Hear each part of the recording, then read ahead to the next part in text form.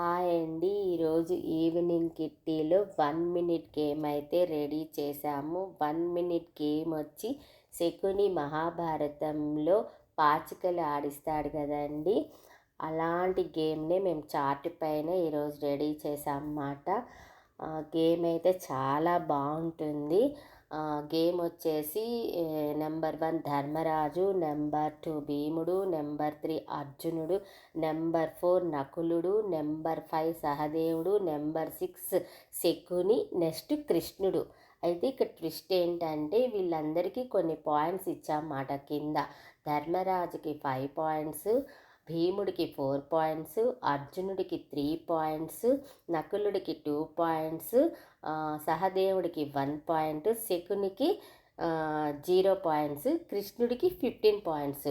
కృష్ణుడికి 15 పాయింట్స్ ఎందుకు ఇచ్చామంటే కృష్ణుడు 0లో ఉంటాడనమాట.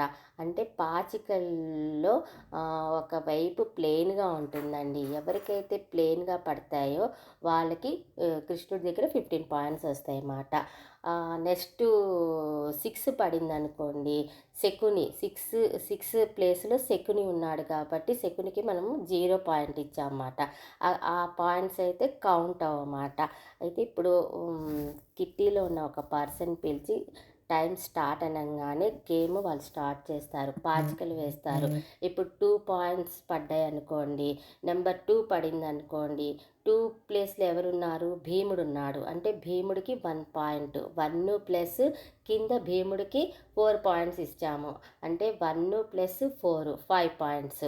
అట్లా మళ్ళీ పాచికలు వేస్తారు. ఒక 4 పడింది అనుకోండి, 4 ప్లేస్లో ఎవరున్నారు, నకులుడు ఉన్నాడు అంటే నకులుడికి మనం 2 పాయింట్స్ ఇచ్చాము. ఇక్కడ 1 ప్లస్ 2 3, ఇట్లా అన్ని పాయింట్స్ని మనం యాడ్ చేసుకుంటాం అన్నమాట. అంటే కౌంట్ చేస్తాము. 1 మినిట్ గేమ్లో ఎవరికైతే హై స్కోర్ వస్తుందో వాళ్ళని 1 మినిట్ గేమ్లో ఫస్ట్, సెకండ్, థర్డ్ విన్నర్స్గా అనౌన్స్ చేస్తాం అన్నమాట. గేమ్ అయితే చాలా బాగుందండి. గేమ్ని చాలా ఎంజాయ్గా ఆడారన్నమాట. ఈ కాలంలో ఇంత మంచి గేమ్ని అయితే మేము ఎక్కడ చూడలేదు. చాలా బాగా ఆడాము, చాలా ఎంజాయ్ చేసామన్నమాట గేము. మీకు ఈ గేము నచ్చినట్టయితే లైక్, షేరు, కామెంట్ బాక్స్లో కామెంట్ చేయండి. Thank you.